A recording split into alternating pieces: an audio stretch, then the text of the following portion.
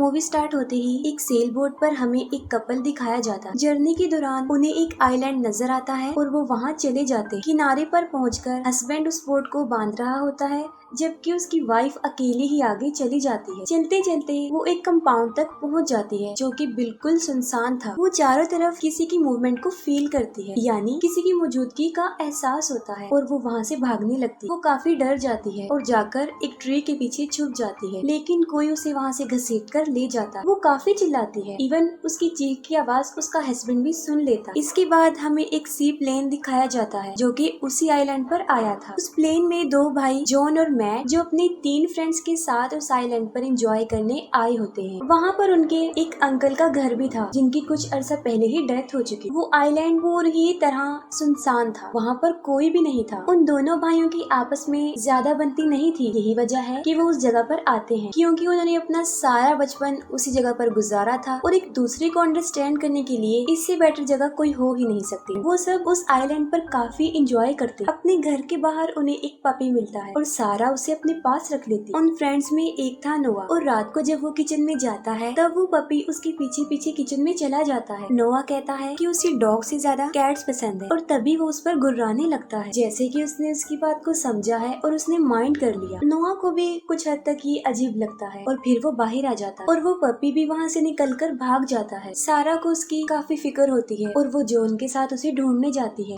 बाहर वो उन्हें मिल जाता है और जैसे ही वो उसके पास जाते हैं एक बड़ा डॉग उन पर अटैक कर देता है। वो सारा के पाँव पे बाइट करके वहाँ से भाग जाता। सारा का इतना गहरा जख्म देखकर निकी प्लेन तैयार करने का कहती है, लेकिन जॉन वहाँ से नहीं जाना चाहता था। वो कहता है कि ये कोई इतना बड़ा इशू नहीं है। कुत्ते के काटने पर 7 दिन में अगर वो इंजेक्शन लग जाए तो उसका पॉइजन पूरी बॉडी में नहीं फैलता। और वो कहता है कि कुछ और दिन वो यहाँ पर स्पेंड कर सकते, और तब सारा भी उसकी बात मान लेती है। रात को मैट निकी को बताता है कि पहले यहाँ पर एक डॉग्स ट्रेनिंग कंपाउंड था और अपने बचपन में वो लोग वहाँ पर पपी से खेला करते। वो कहता है कि उन डॉग्स में एक को इन्फेक्शन हो गया था और तभी मजबूरन सारे डॉग्स को मारना पड़ा। नेक्स्ट मॉर्निंग सारा का बिहेवियर बिल्कुल ही अजीब था। वो किसी से भी सही तरह बात नहीं कर रही थी और वो खाना भी ऐसे खा रही होती है जैसे कि सदियों से उसने कुछ खाया ही ना हो। निकी और सारा को वहाँ पर छोड़कर वो तीनों हंटिंग के लिए चले जाते, लेकिन जंगल में उन्हें कोई भी हिरन और खरगोश नहीं मिलता। नोआ वहाँ पर फोटोग्राफी करने लग जाता है और तभी अचानक उसके सामने एक डॉग आ जाता है। वो आहिस्ता से पीछे होने की कोशिश करता है, लेकिन उसके पीछे भी डॉग बैठा होता है। वो अपने चारों तरफ देखता है, तब उसे पता चलता है कि कुत्तों ने चारों तरफ से उसको घेरा हुआ है। वो अपनी जान बचाकर वहाँ से भागता है और तब उसे जॉन और मैट मिल जाते हैं। वो उन्हें बताता है कि इस आइलैंड पर बहुत सारे डॉग्स हैं और ये जगह उनके लिए सुइटेबल नहीं है। और तभी अचानक से उनके सामने वही आदमी आ जाता है जो मूवी के स्टार्ट में हमें बोट पर दिखाया गया था। उसकी हालत काफी खतरनाक। वो कुछ भी बताने की कि उसके साथ क्या हुआ है इस पोजीशन में नहीं था, लेकिन फिर भी वो उन्हें बताता है। और तभी अचानक से बहुत सारे डॉग्स आकर उसे मार डाल। वो तीनों जब ये देखते हैं तो अपनी जान बचाकर वहाँ से भागते हैं, और जब वो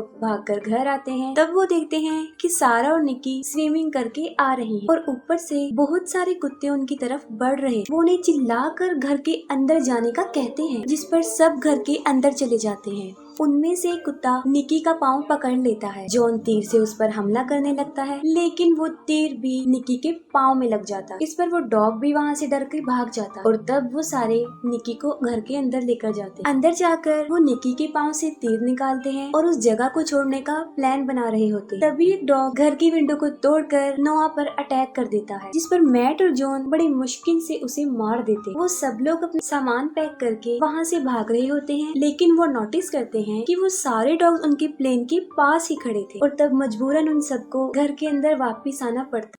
फिर नोआ देखता है कि उनका प्लेन समंदर की तरफ जा रहा था, क्योंकि उन डॉग्स ने उसकी रस्सी को काट दिया था। वहाँ से भागने का उनके पास अब कोई रास्ता तो नहीं बचता और फिर वो डॉग के पास जाते और जॉन पानी में कूद जाता है। और जैसे ही वो प्लेन के पास पहुँचता है वो देखता है कि 2 डॉग प्लेन के ऊपर बैठे हुए थे और जॉन को वहाँ पर देखकर वो भी पानी में जंप कर देते हैं। जॉन जल्दी से अपनी जान बचाकर किनारे पर आ जाता है। इसके अलावा वहाँ पर मौजूद और भी बहुत से डॉग्स उनके पीछे पड़ गए और तब वो जल्दी से भाग कर घर में घुस जाते। अब तो उनका प्लेन भी जा चुका था, लेकिन उन्हें जान बचाकर जल्दी से जल्दी वहाँ से निकलना भी था। वो सब गैराज तक जाकर वहाँ से कार निकालने का प्लान बनाते, क्योंकि उसमें बैठकर वो लोग कंपाउंड तक जा सकते थे और वहाँ से किसी की हेल्प भी ले सकते। इस पर मैट उस गैराज तक पहुँचने के लिए तैयार हो जाता और उसे एक रस्सी के सहारे पर लटक कर उस गैराज तक पहुंचना था। लेकिन निकी, जो इस काम में काफी एक्सपर्ट थी, और मैट की जगह वो जाती है। वो रस्सी पर लटक तो जाती है, लेकिन गैराज तक नहीं पहुंच पाती और सारे डॉग्स उसको देख लेते और वो भी वहाँ पर पहुंच जाते। लेकिन किसी तरह वो गैराज तक पहुंच ही जाती है। वो गाड़ी में बैठकर उसे स्टार्ट करती है, लेकिन कार स्टार्ट नहीं हो रही थी। और तभी सारे डॉग्स गैराज में पहुंचकर उसे चारों तरफ से घेरा डाले और तब वो बड़ी मुश्किल से कार से निकलकर छत तक पहुंच जाती है। तब जॉन तीर की मदद से उसकी तरफ एक रस्सी भेजता, ताकि वो उस रस्सी के सहारे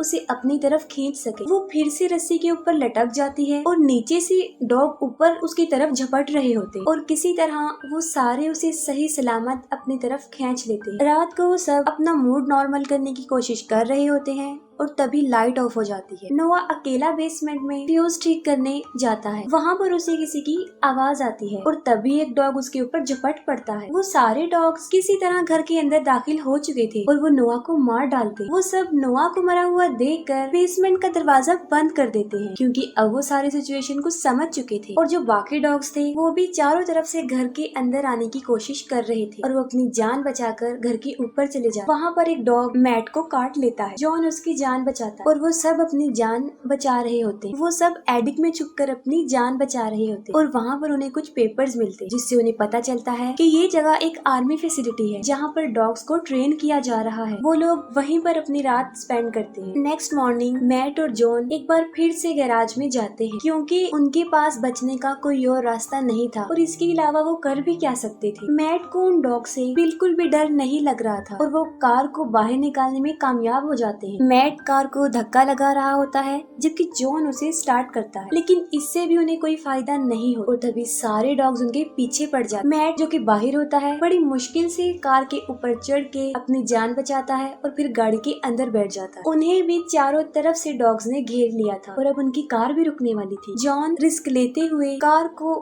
खाई की तरफ मोड़ लेता, क्योंकि यही उनके पास लास्ट होप थी। और फिर खुशकिस्मती से ठीक वक्त पर वो कार स्टार्ट हो जाती है और तब वो कार को रिवर्स करते और वहाँ पर वो ये बात खोज लेते हैं कि उन डॉग्स को शोर बिल्कुल भी पसंद नहीं है। वो कार लेकर घर के पास जाते हैं और निकी और सारा को नीचे बुलाते। निकी नीचे आकर उन्हें बताती है कि सारा नीचे नहीं आना चाहती। तब जॉन उसे लेने ऊपर जाता है और तभी एक डॉग वहाँ पर आ जाता है और सारा पर अटैक कर देता है। जॉन खिड़की से नीचे गिर जाता है और सारा भी उस डॉग के साथ खिड़की से बाहर निकल के एक टूटे हुए झूले पर गिर जाती है और ऑन द स्पॉट उसकी डेथ हो जाती है। सारे डॉग्स उसे खाने लग जाते और फिर वो तीनों बचते हैं और वहाँ से भागने की कोशिश करते। किसी तरह वो उस कंपाउंड तक पहुंच जाते हैं जहां आने का उन्होंने प्लान बनाया था और अपनी कार को वहीं पर छोड़ के अंदर घुस जाते। अंदर जाकर उन्हें पता चलता है कि डॉग्स को सिर्फ ट्रेन ही नहीं किया जा रहा, बल्कि उन्हें जेनेटिकली इनहेंस भी किया जा रहा है। और यही वजह है कि वो डॉग्स इतने चालाक हो चुके। लेकिन कुदरत से खेलने का मजा इंसान को एक दिन चखना ही पड़ता है। फिर जॉन नोटिस करता है कि रेडियो टावर पर एक वायर निकली हुई है और वो उसे जोड़ने जाता है और वहीं पर उसे उस कपल की बोट भी नजर आती है। और जैसे ही वो वायर को जोड़ता है वहाँ पर शॉर्ट सर्किट हो जाता है, जिसकी वजह से वो नीचे गिर जाता है और तभी वहाँ पर सारे कुत्ते आकर उसे पकड़ लेते। जॉन समझ जाता है कि अब वो उन कुत्तों के हाथों नहीं बचेगा और तभी मैट वहाँ पर आकर उन कुत्तों को मारना शुरू कर देता। दूसरी तरफ अंदर शॉर्ट सर्किट होने की वजह से एक कमरे में आग लग जाती है। निकी बाहर निकलने की कोशिश कर रही थी, लेकिन वो नोटिस करती है कि डॉग्स तो पहले ही बाहर खड़े होकर उसका वेट कर रहे हैं। फिर वो उन्हें मारने का एक प्लान बनाती है। वो एक सिलेंडर को ऑन करके वहाँ रख देती है और साथ साथ वो दरवाजा भी खोल देती है और जैसे ही डॉग्स अंदर चले जाते हैं साथ ही वो दूसरा डोर भी ओपन कर देती है। और जब सिलेंडर फटता है तो वहाँ पर एक ब्लास्ट होता है और उस शोर की वजह से सारे डॉग वहाँ से भाग जाते हैं। पीछे से जॉन और मैट समझते हैं कि निकी शायद मर चुकी है और वो वहाँ से भागने लगते हैं, लेकिन वो तो जिंदा होती है। और तभी सारे डॉग्स एक बार फिर से उन्हें चारों तरफ से घेर लेते। अब तो उनके पास बचने का कोई रास्ता भी नहीं होता और तभी निकी कार लेकर वहाँ पर पहुँच जाती और वो सब लोग बोट की तरफ बढ़ते हैं। आसपास बहुत सारे डॉग थे जिसकी वजह से वो कार को भी नहीं रोक सकते थे, जिसकी वजह से वो खुद समेत कार को पानी में फेंक देती है और पानी में जाकर वो लोग कार से बाहर आकर अपनी जान बचा लेते हैं और बोट की तरफ चले जाते हैं और फाइनली उसके ऊपर चढ़ के अपनी जान बचा लेते हैं। अब वो खतरे से बिल्कुल बाहर आ चुके थे और अब वो ये थिंकिंग कर रहे थे कि वो ठीक वक्त पर डॉक्टर के पास पहुंचेंगे भी या नहीं। और तभी जॉन स्लीपिंग क्वार्टर का दरवाजा खोल देता है। वहाँ पर एक डॉग छुपा बैठा था, वो उस पर झपट पड़ता है। उन डॉग्स को जेनेटिकली इनहेंस करने का बहुत बड़ा नुकसान हुआ क्योंकि बदले में वो लोगों को ही मारने लगे क्योंकि वो पहले से काफी ज्यादा समझदार हो चुके और उन्होंने पूरे आइलैंड पर कब्जा कर लिया। उन डॉग्स में अब इंसानों जितनी ही समझ थी और उन्होंने बहुत ही चालाकी से उन सब पर जगह जगह अटैक किया और यहीं पर मूवी एंड हो जाती।